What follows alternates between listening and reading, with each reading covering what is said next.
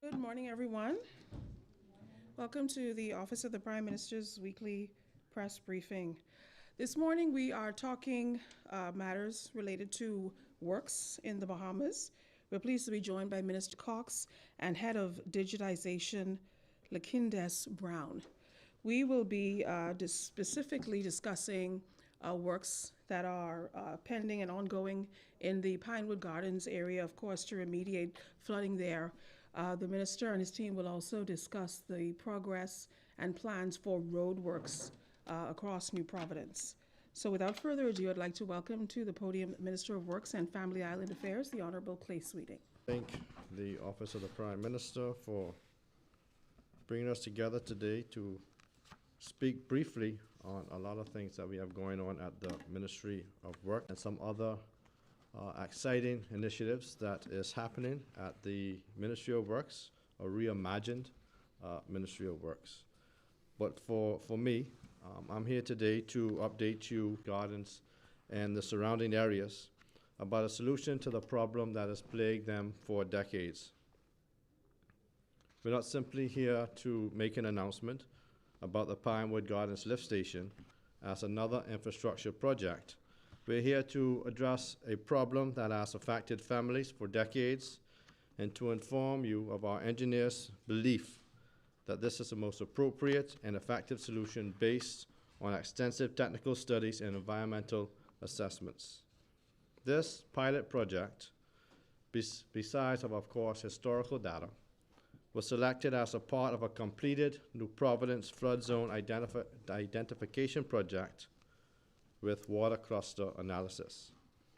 Anyone who has lived or traveled through Pinewood Gardens after a heavy downpour knows exactly what I'm talking about.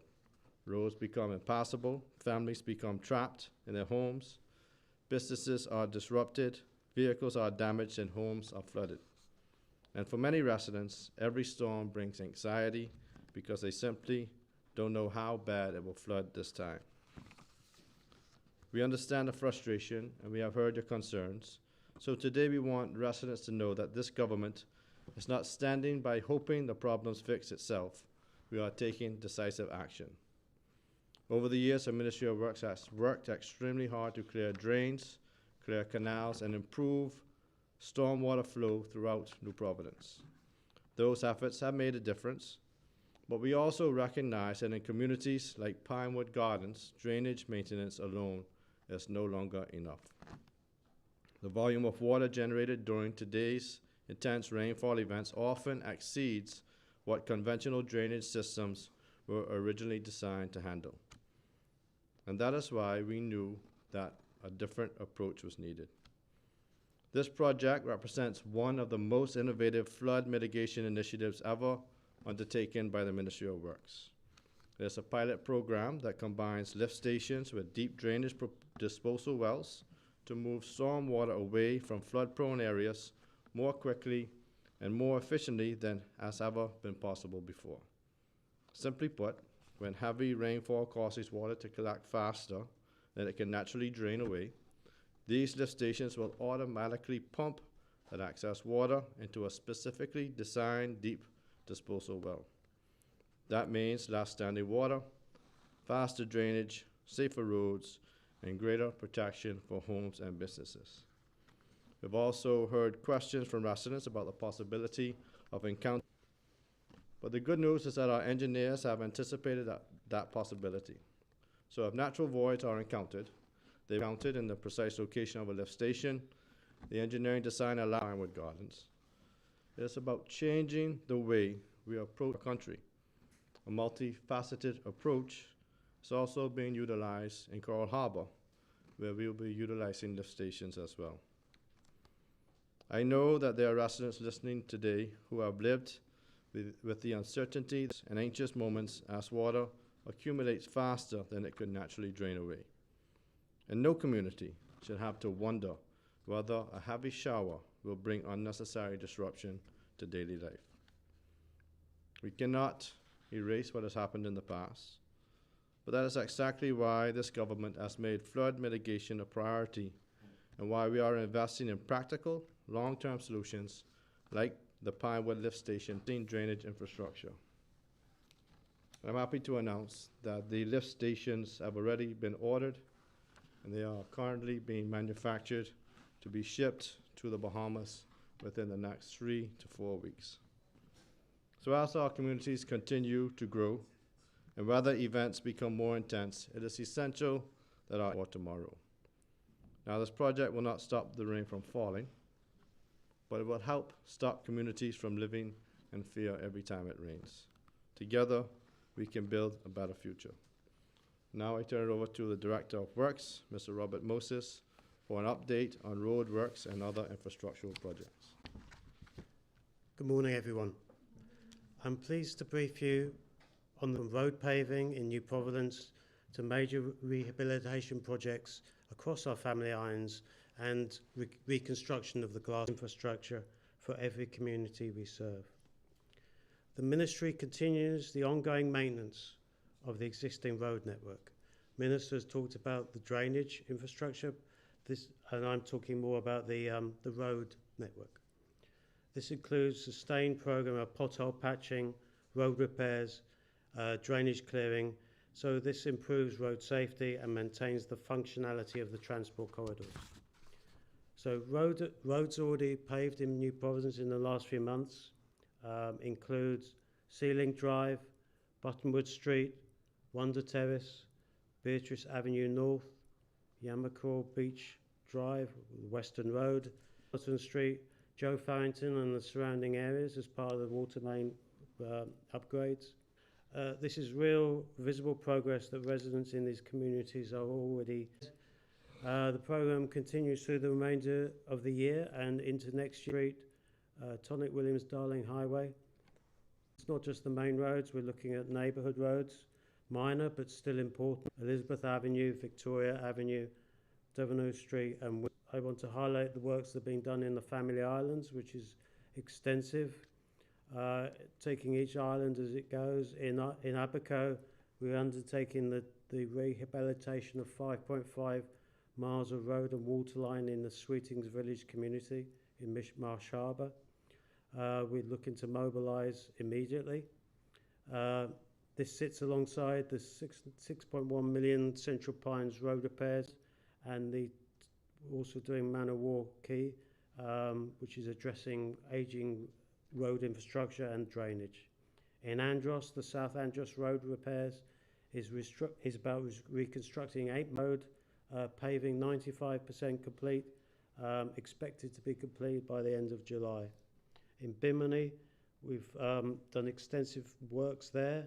The project's now complete and we're looking at striping and signage as remaining. In Eleuthera, the North Eleuthera road repairs will rehabilitate 12 miles of roads in the Bogue settlement and the Bluff. That's due to begin in the 3rd quarter of this year. This complements the much larger Eleuthera PPP road infrastructure project, which is now approximately 35% complete. In Exuma, we've done extensive works, paving works through a PPP and reconstructed 45 miles of road and 15 miles of settlement roads. Works are 95% complete. Further afield, in Inagua, a new 6 million road paving project for Matthew Town is underway, along with a separate $4.5 million road rehabilitation project. Quickly on to San Salvador, we are rehabilitating approximately 40 miles of roads together with seawalls, sidewalks, drainage, extensive road works. It doesn't stop there. In the country is about to start procurement process, and we have undertaken loan agreements with the Citibank and UKEF. That's extensive sort of paperwork, and we're hoping that will be completed in the next few months. We're looking to start this exciting project at the end of the year, which will take a 30-month construction period. When completed, the new bridge will be much longer, much higher, much stronger than this existing structure, reducing weather-related disruptions and significantly improving connectivity between North and South Eleuthera. Plans are also to further develop the site, including parking, restrooms, and space for local vendors, transforming what is currently just a lookout point into a true asset for the Eleutheran and Bahamian country. So our commitment is to improving infrastructure in the Bahamas, creating infrastructure that's resilient and meets the and strengthens the resilience of the infrastructure, enhances public safety and protects property. So thank you very much. I'd like to, that completes my briefing.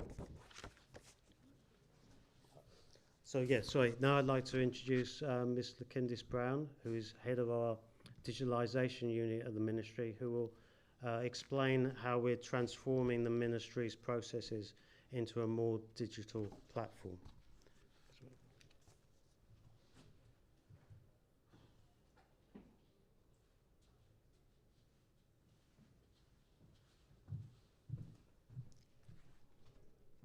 Good morning, everyone. For far too long, getting a permit approved, reporting a pothole, or tracking down government records has been long lines, long waits, and long delays. Today, I'm here to tell you that this is about to change. The Ministry of Works and Family Island Affairs is undergoing a digital transformation, and it's already underway. At the center of this transformation is our new Citizen Service Hub, a single online platform where residents across the Bahamas, not just in New Providence, but in every family island, can now access services right from their mobile device, harnessing the power of technology to bring government closer to the people it serves. Whether it's applying for a building permit, requesting an electrical inspection, or reporting a derelict or dangerous structure, residents will be able to submit, track, and follow up on these requests without having to stand in a long line, with online payments coming soon. The hub is built around 2 portals, one for citizens and one for government agencies, ensuring that both the public and other agencies have a direct way to request, track, and resolve what is needed. No more guessing where your application stands, no more missing a day from work just to submit a form. I want to highlight one feature in particular because it matters to everyone: pothole, drainage, and flooding reporting. Soon, a photo right from your phone. Behind the scenes, GIS mapping pinpoints exactly where the problem is located so our teams can respond with precision, so that you'll be able to track the progress in real time until it's resolved. This is more than convenience. It's about giving citizens. We are pairing this with a FlowSense system, our smart drainage monitoring system, with real-time data to flag flooding risk before they become emergencies, giving our teams and residents the time to prepare, not just to react. This work is already underway and on the ground. Our teams have been working digitally to locate all of the wells throughout New Providence, not only measuring them, but clearing them. And where redigging is needed, we're going to begin that process soon as well. As this work continues, digitization and accurate reporting are allowing us to locate, track, and correct drainage issues faster and more effectively than ever before. Alongside this, we are modernizing our building control permitting system, cutting approval times and bringing transparency to a process that for far too long has felt very slow. Government information is preserved and accessible for generations, being rolled out in phases, and pilot testing has already begun, allowing us to learn, refine, and approve before every new tool rework. And I want to be clear, this initiative is being built by Bahamians for Bahamians.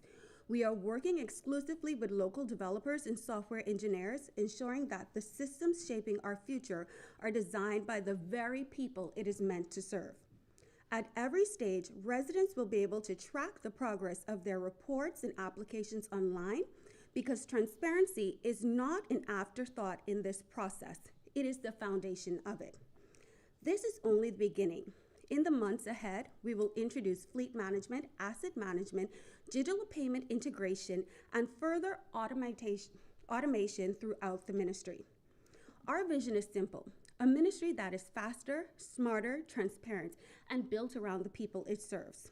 This is more than just modernization. It is a commitment to the people of the Bahamas that the Ministry of Works will work faster, communicate better, and never lose sight of the community. This is the standard we are building towards, and we will not stop until we meet it. Thank you.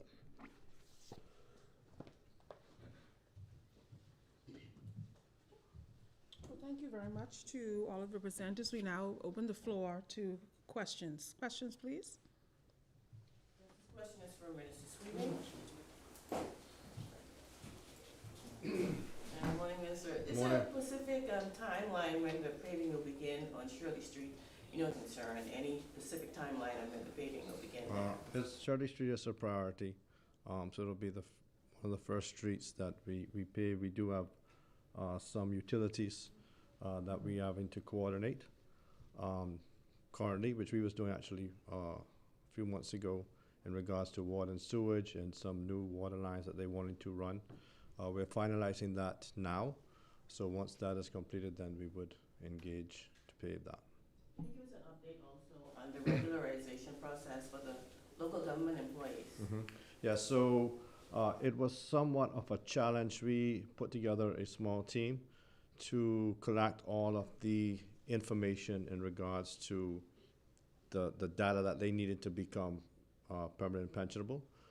We have completed 105, I think, out of the 113 individuals.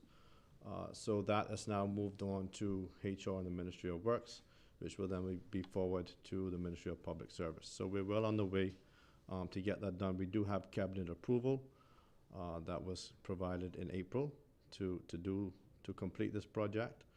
So we're excited for Family Islanders who have been left in limbo in some situations up to 20 years. Any update in the aftermath of that Montgomery shantytown demolition? I know that the Ministry of Works is in collaboration with social services and immigration. If you're able to give an update on the status of those displaced, as well as I know that there are some other demolition exercises that are supposed to take place in the same area. Right. Okay. Thank you for that question. I think every time I speak about the task force, I reiterate that the government is serious about dealing with shanty towns. Montgomery in particular, those notices were provided over 1 year ago. There was ample time for persons who lived there, who resided in the unsafe environment there in Montgomery, to find a new location, right? The task force does their due diligence.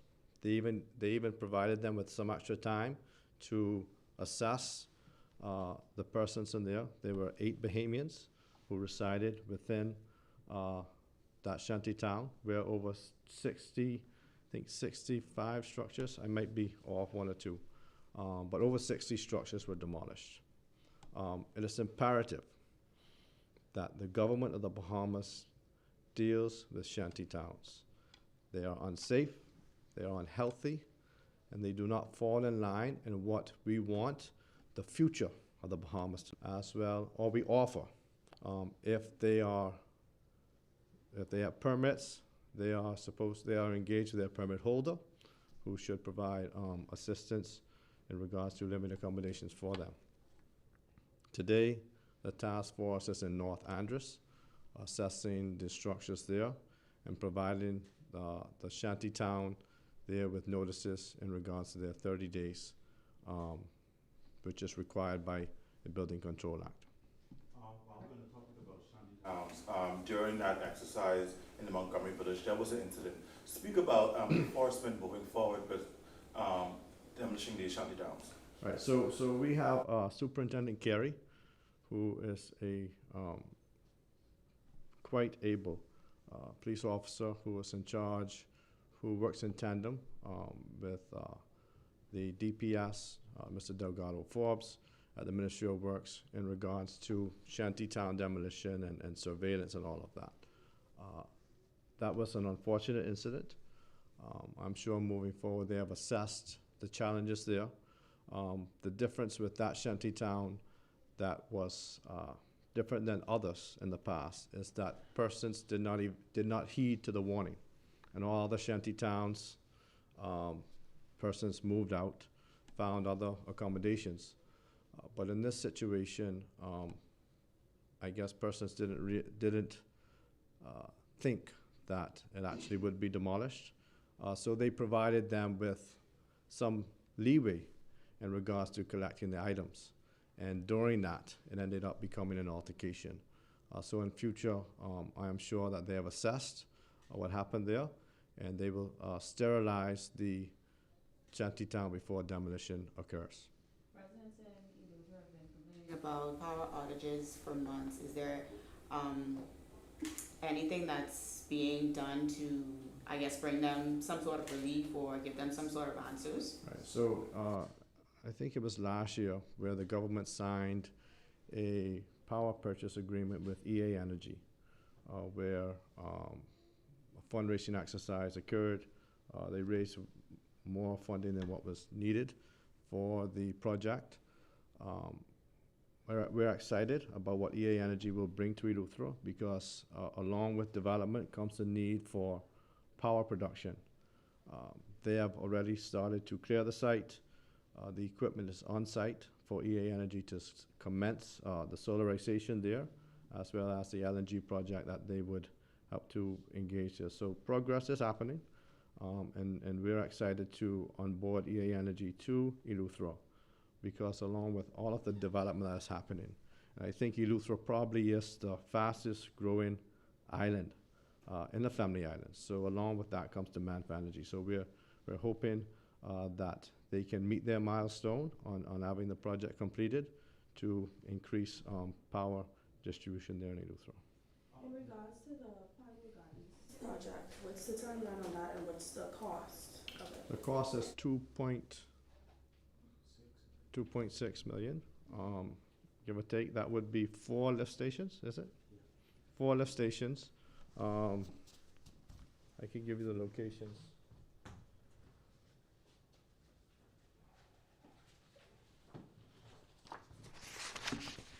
So, Sapadilla Street, Badgeranium Avenue, Pigeon Plum Street between Saffron and Croton, and Jones Heights off of East Street South. So, yeah, so the lift stations are ordered. I spoke to the contractor this morning. He anticipates that the piping would be here in 3 to 4 weeks as well, and he would commence, because we don't want to dig up the road for a long time without having to install all the piping. So he anticipates 3 to 4 weeks that the pipe would be here, and then the lift stations are in order as well. What's the timeline for completion of that project? It depends on how quick the lift stations can arrive, because of course we know we have some challenges with fuel and war and all of that. So we anticipate it's supposed to be a 12-month completion. So if all works well, it'll be 12 months after the commencement date. Anything else? Well, you got me. Have you spoken to the residents of Pinewood and did they give any feedback on? Yeah, like I said in my speech, the ministry themselves went into Pinewood. And I do want to reiterate, the Ministry of Works and where we're moving with digitization and the way we do things. It's not just lip service. So the team went into Pinewood. They used the technology to measure the drains, to speak with them with their concerns. Their concerns mainly was when you pump the water, where does it go? Will it create cavities and all of that? But we've had the geotechnical survey done. So when the water is pumped 600 to 700 feet below the surface, it goes in the areas below that. All right?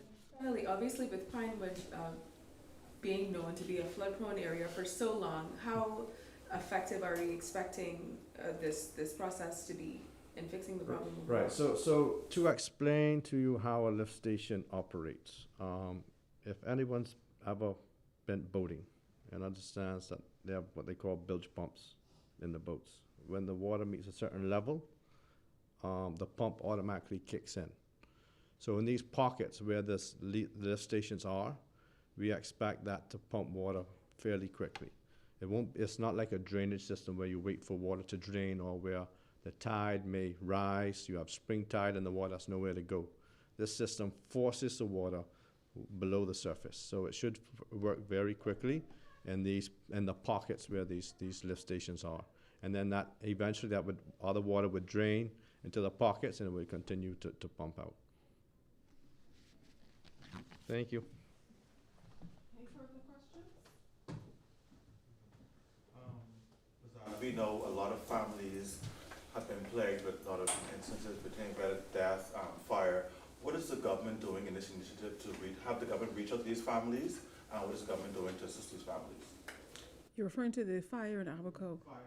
In And Bimini, of course, the- families who lost their, who have loved ones lost in plane crash, accidents, stuff like that.